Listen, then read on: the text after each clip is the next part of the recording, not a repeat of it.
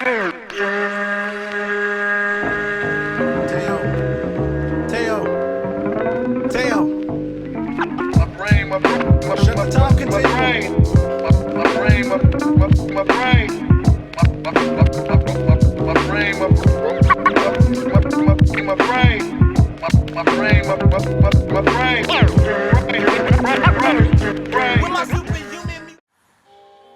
up, bitches? It's the misanthropic one, aka He Who Hungers, and I'm back up in this bitch for another rant. Let me put the volume down real quick on my phone because this bitch always goes off when I'm recording. Alright, this video has been a long time coming. I told y'all that I was kind of losing my love that I have for rap and for hip-hop in general. And here is the video finally explaining why. After this year, I think I'm pretty much gonna wipe my hands clean as far as like always reviewing and stuff like that. I mean, I think I still am gonna review, like, you know, because I love the art form so much, but I just shout out to, I believe it was Adam Phillip or Alien Pumpkinhead. I'm not sure which one it was, but during one of my live streams, you hit the nail right on the head when you said that, you know, I kind of got turned off by rappers, referring to yourself, because some of them have social media. I don't want to know who these guys are anymore, and that's exactly why that's exactly why I'm tired of this shit. Because back in the day, before, you know, Facebook and all of this shit, you know, rappers had a mystique, or just artists in general had a mystique about them. Like you didn't know what was going on in their personal life. Granted, we wanted to know, but having too much of that shit put out there is kind of a bad thing. And, you know, I wish I could go back prior to Twitter, prior to Facebook, to all of this nonsense, because it was great not knowing. You know, you just had your little CD to look at, you had the artwork, you can only envision what these people were thinking, you know, and you related to the lyrics. Okay? I'm gonna show you one stunning example, and you might understand why I kind of feel this way. And it's just hilarious to me. It's not so much, it's more of the interaction that bothers me with the fans. I'll just go into it. The person I'm going to be talking about is Slug from Atmosphere, one of my favorite rappers, underground rappers, I should say. Let's get to that. Okay, this is an old tweet here. All right, and you could see what it says. I regret feeling like I need to say this, but some of my followers still don't understand it. White privilege doesn't mean you were given an easy life due to the color of your skin. White privilege does mean that you weren't held back by the color of your skin. Stop the denial. Okay. Look, I could sit here and do a whole fucking 24-hour video on this shit. A lot of y'all know how I feel about a lot of these, you know, social justice-y type buzzwords and terms. I'm not even gonna go into it. I just don't like. But be that as it may, I understand certain people are entitled to their opinions. All people are entitled to their opinions. So great. All right. Let's look at the interactions just to show you what I'm talking about. This is just a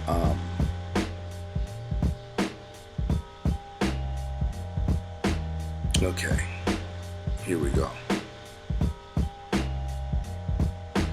So this guy says, my friend used to get beat up as a kid every day on the way to school because he was white and poor and grew up in a minority ghetto. That's pretty traumatic, and can people hold back? Much less privileged black kids born into a wealthy family. Am I wrong? I think he's continuing. I think what people who deny it have a problem with is the whole wide sweeping generalizations that dismiss everything a white person has worked for and the victim mindset it promotes in non-whites. Racism and prejudice exists towards whites and non-whites. Non-white minority communities face greater challenges on average, sure. I just think there's more factors at play than skin color, and it's dismissive and oversimplified. Which, okay, he didn't disrespect them. He just said, look, this is another outlook, right? So here is here's Slug's response. It's hard for me to take you seriously based off of the my friend intro. So he's already saying the guy's a liar. But since you want to roll like that, ask your friend if he'd prefer to be shot by a cop or lynched or burned alive in his home trying to protect his kids. Or better yet, just hush and listen to life. So he's saying to him in so many words, shut the fuck up and listen to life, which is him. He knows better than this guy. First of all, just to go off of, get out of this, nobody's getting lynched or burned alive nowadays. Shot by a cop, there are white guys that get shot by the police officers, but the narrative isn't that. So, all right. And it gets funnier. LOL, okay, I'm not denying that white privilege exists to some degree. In general, minority communities face more obstacles. I was just giving more information on why people might not admit to existing.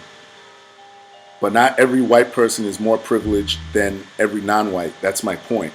So here's Slug. I disagree, and my own white privilege allows me not to give a shit about your opinions. I can call you a fucking idiot and no one is gonna come for me. You can respond by telling me to eat shit and die and still live your privileged life without worry of state retribution. Dude, really? See, this is my problem. See, he's being an asshole. He's saying, first of all, this is my problem. Slug, let's just stick to this topic. Slug himself is a mixed dude. And this is my problem with mixed people. Because when it benefits mixed people, they can jump in and out of whatever they are. Like if you're half black, half white. Today, if there's a concession that helps black people, you're gonna say, well, I'm black. But the other 364 days of the year, you're white. You won't acknowledge that. You won't acknowledge it. You're mixed. This dude has a song called Young, Gifted, and Mixed. I mean, it's just ridiculous. Now all of a sudden, he has white privilege. No, the dude is a mutt. I mean, anyone that studies atmosphere, that knows their history, they'll tell you that this dude, he's not white. Okay, so I'm getting a little bit deep into the topic. I didn't want to get that deep. Just look at the interaction. That's what drives me nuts. Okay, here's another one. Dude says, yeah, all except the part where it exists. Sad to see you succumb to a victim mentality, especially when you're as successful as you are. He says, Slug goes, my success is proof of its existence. Your denial is also proof of its existence. I'm not interested in arguing with you, though. You have too much to lose. LOL. See, he's still being an asshole. So, and he's still hanging on to the fact that he still wants to play like he's white. He's not white. He's mixed. He's mixed. Like, oh my God. Dude, to my black followers, this is exactly what I'm talking about. This is why all these motherfuckers that come into your movements, the Jesse Williamses, the Colin Kaepernicks, the Sean Kings, that want to act like they're black one day and then all of it, but they're really white. And this is why, man, this is why mixed people should not be allowed to sit here and jump into your movements and shit like that. But yeah, he's still being an asshole.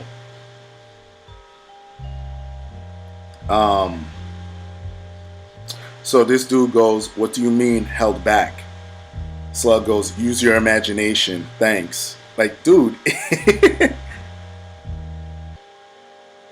Oh Lord.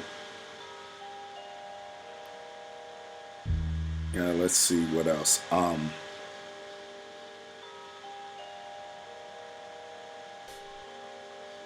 Okay, here we go. This dude goes, this conversation annoys me. There are a million factors that determine privilege: class, race, gender, language skills, attractiveness, affluence, etc. Why do some require acknowledgement and some don't? Then he goes, Slug goes, the size of the gaps and inequities and the unwillingness of those who benefit from it to even recognize it.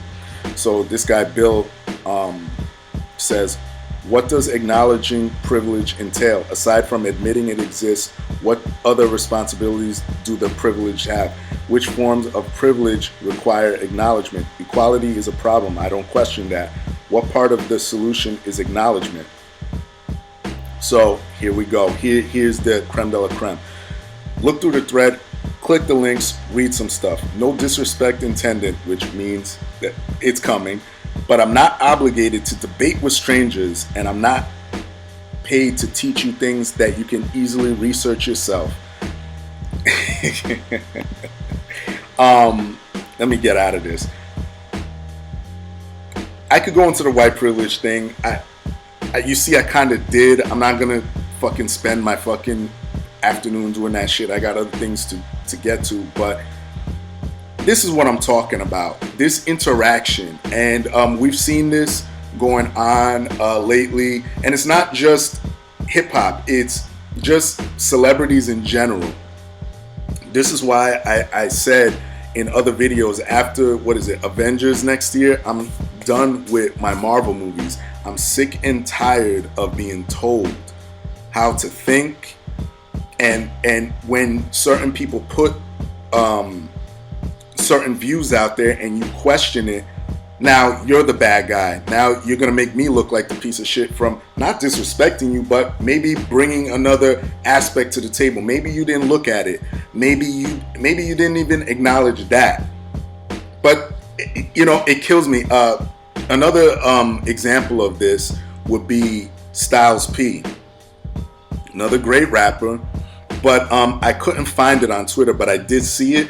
At one point he posted something, and then his next post was, some posts don't require a response.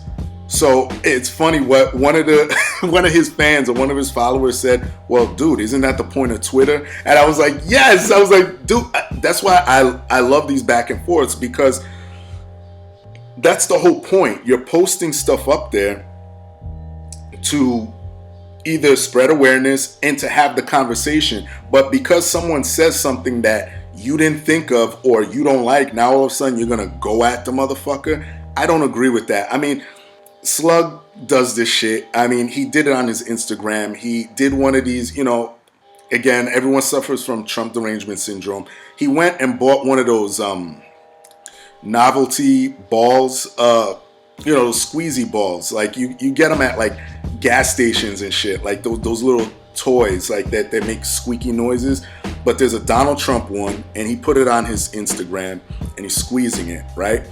And he's just going, as he's squeezing it, sad, sad, sad. So, someone commented saying, oh man, like, you're gonna go the political route, like, come on, dude. And this nigga's response, Slug, like, this is where I lost total respect for this guy. He goes, well, he says something to the effect of, well, I got your money and I'm not giving it back. And it's like, well, what? Like, that's just so ridiculous. And that's how these people look at you. So that's why. And this is just one example of many going around. I don't like that whole shit where people will say something, they'll put something out there, and you as a fan, because the person's so beloved, worshipped in some senses, oh, we're supposed to take what they say as gold, as yo, their word is bond. That's it. You can't question it, and that's why I'm kind of done. You know what I mean? But Slug is just one of many.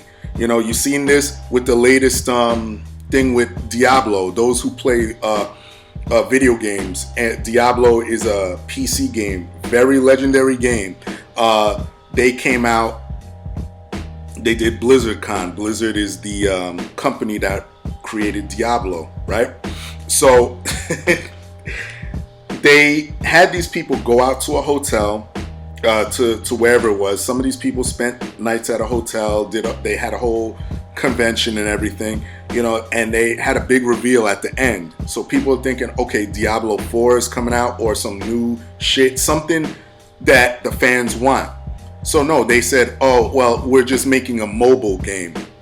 So of course the fans were like, nah, fuck that. They all booed. So you hear one of the developers go, what, don't you guys have phones? Like a fucking cocksucker. Like, stop attacking the fans. You've seen this. Star Wars, they do the same thing because they don't like the shit. They don't like the direction it's going. Oh, well, you're just sexist. What are you, man, baby? Like, this is why I don't want nothing to do with this shit. But I will still keep my ear to the streets. Do not despair, my friends. I still will be doing rants and all that shit. I'm just sick and tired of rap. That's how I feel. Everybody else, y'all know the deal. Leave your love, leave your hate. Most of all, subscribe.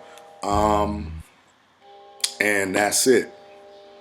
Peace, bitches. Like my shit, share my shit, and that's it.